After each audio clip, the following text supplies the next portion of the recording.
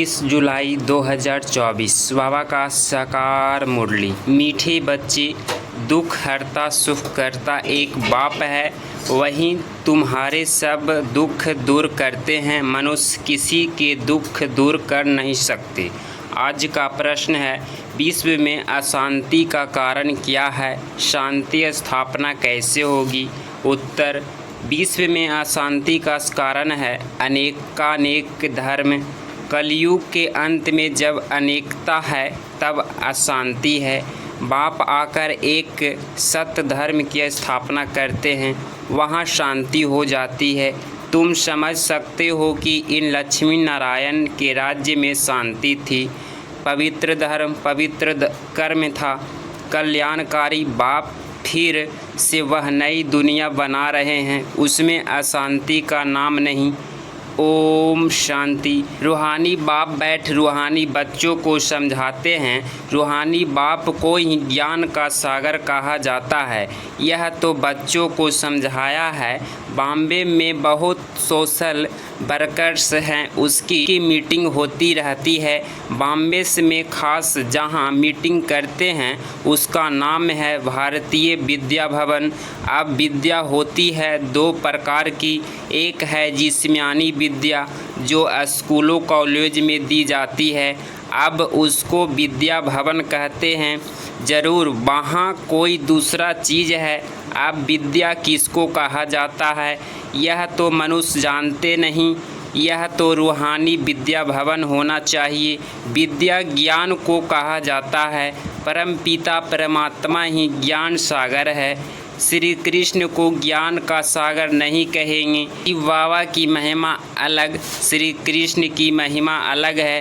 भारतवासी मूंझ पड़े हैं। गीता का भगवान श्री कृष्ण को समझ बैठे हैं तो विद्या भवन आदि खोलते रहते हैं, समझाते कुछ भी नहीं।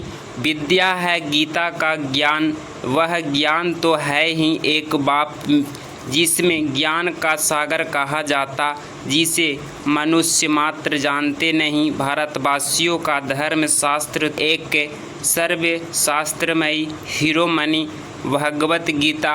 अब भगवान किसको कहा जाए वह भी इस समय भारतवासी समझते नहीं, तो श्री कृष्ण को कह देते हम या अपने को ही परमात्मा कहा देते।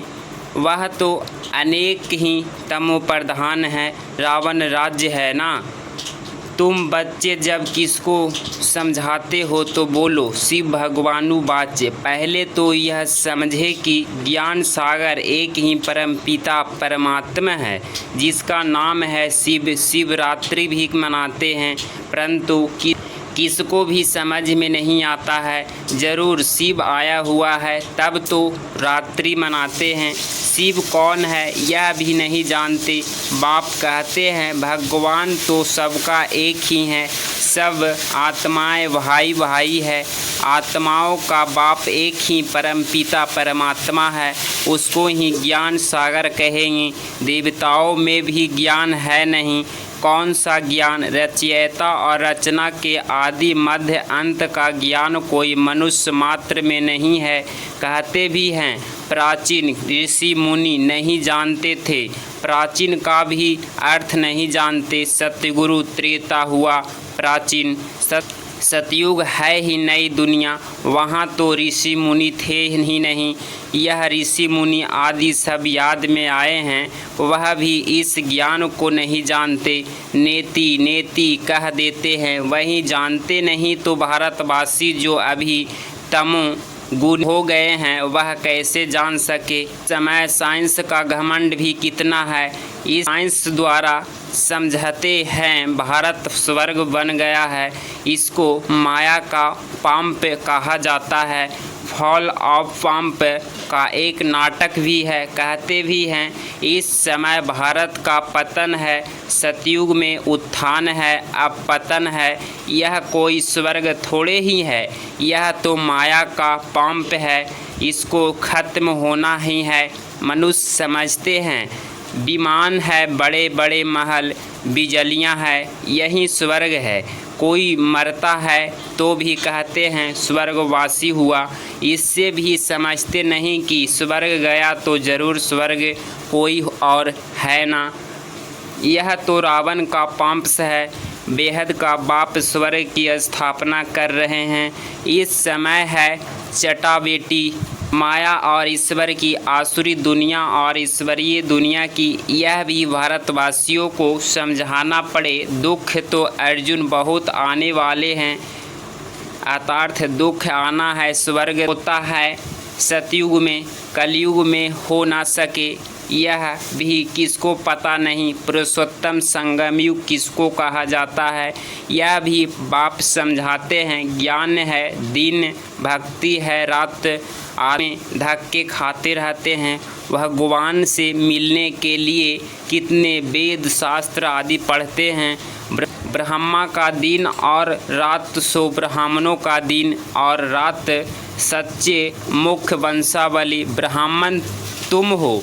वह तो है कलयुगी कुख वंशावली ब्राह्मण, तुम हो पुरुषोत्तम संगम युग ब्राह्मण। यह बातें और कोई नहीं जानते, यह बातें सब समझते तब बुद्धि में आए कि यह क्या क्या कर रहे हैं। भारत सतो प्रधान था, किसको भी स्वर्ग कहा जाता है तो ज़रूर यह नरक है। तब तो नरक से स्वर्ग में जाते हैं, वहाँ ब्रह्मा, वहाँ शांति भी है, सुख भी है, लक्ष्मी नारायण का राज्य है ना। तुम समझा सकते हो मनुष्य की वृद्धि कैसे कम हो जाती है, कम हो सकती है, अशांति कैसे कम हो सकती है। अशांति है ही पुरानी दुनिया, कलयुग में नई दुनिया में ही शांति होती है। स्वर्ग में शांति है ना, उसको ही आदि सनातन देवी देवता धर्म कहा जाता है। हिंदू धर्म तो अभी का है, इसको आदि सनातन धर्म नहीं कह सकते।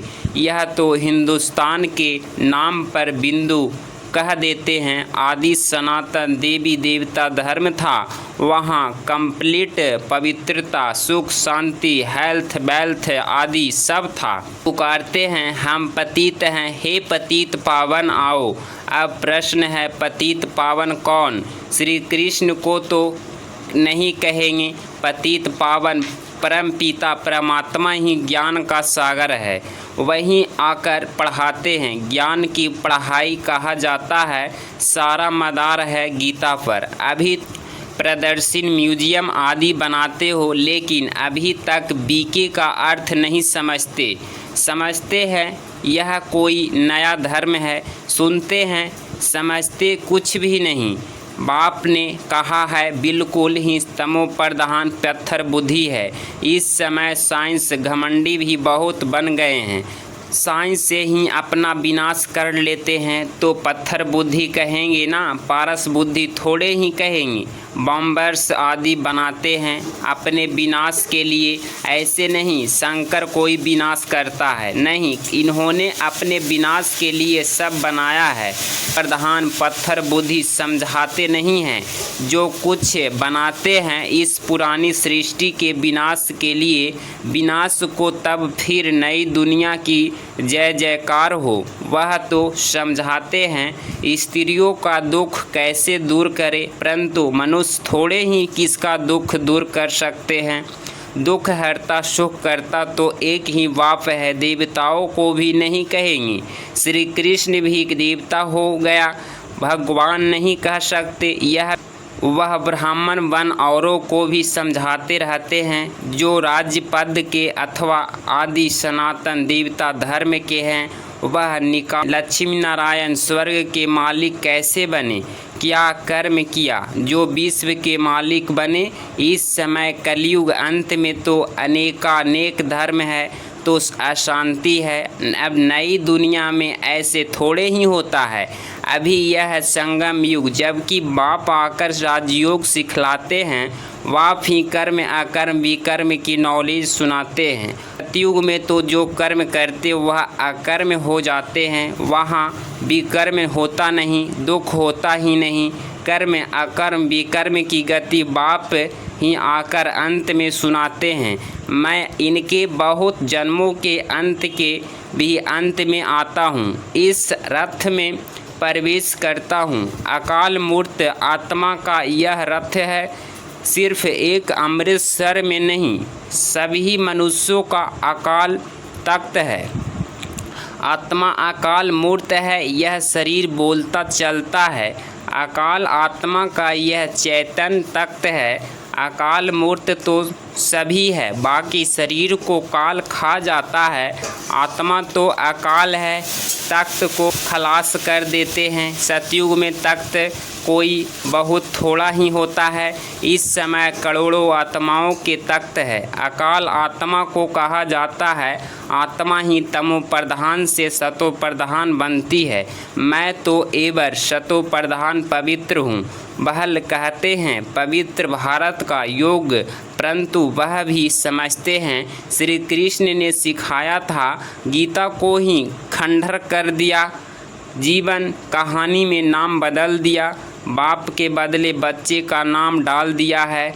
शिवरात्रि मनाते हैं, परंतु वह कैसे आते हैं यह जानते नहीं कि शिव है ही परमात्मा, उसकी महिमा बिल्कुल अलग है। आत्माओं की महिमा अलग है। बच्चे को यह पता है राधे कृष्ण ही लक्ष्मी नारायण है। लक्ष्मी नारायण के दो रूप ही विष्णु कहा जाता है। फर्क तो है नहीं, बाकी 4 भुजा वाला 8 भुजा वाला कोई मनुष्य होता नहीं। देवियों आदि को कितनी भुजाओं दे दी है, समझाने में समय लगता है। बाप कहते हैं मैं हूँ ही गरीब निवाज, मैं आता भी तब हूँ जब भारत गरीब बन जाता है। राहु का ग्रहण बैठ जाता है, बृहस्पति की दशा थी, अब राहु की ग्रहण भारत में तो क्या सारे वर्ल्ड पर है। इसीलिए बाप फिर भारत में आते हैं, आकर नई दुनिया स्थापना करते हैं, जिसको स्वर्ग कहा जाता है। भरतवान भगवानुवाच्य, मैं तुमको राजाओं का राजा डबल सीतराज स्वर्ग का मालिक बनाता हूँ।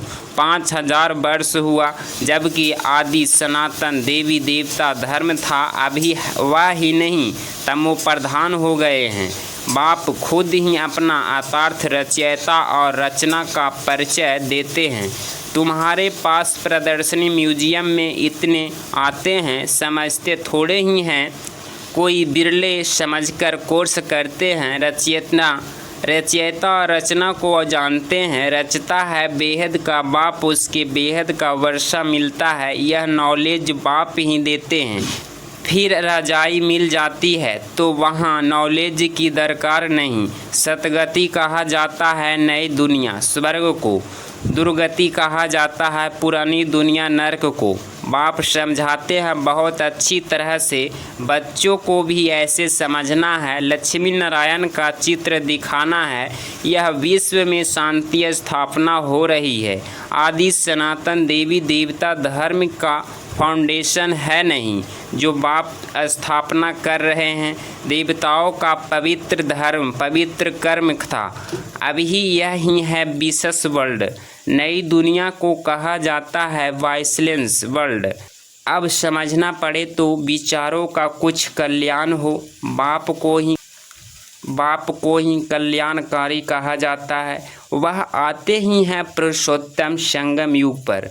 कल्याणकारी युग में कल्याणकारी बाप आकर सबका कल्याण करते हैं, पुरानी दुनिया को बदल नई दुनिया स्थापना कर देते हैं। ज्ञान से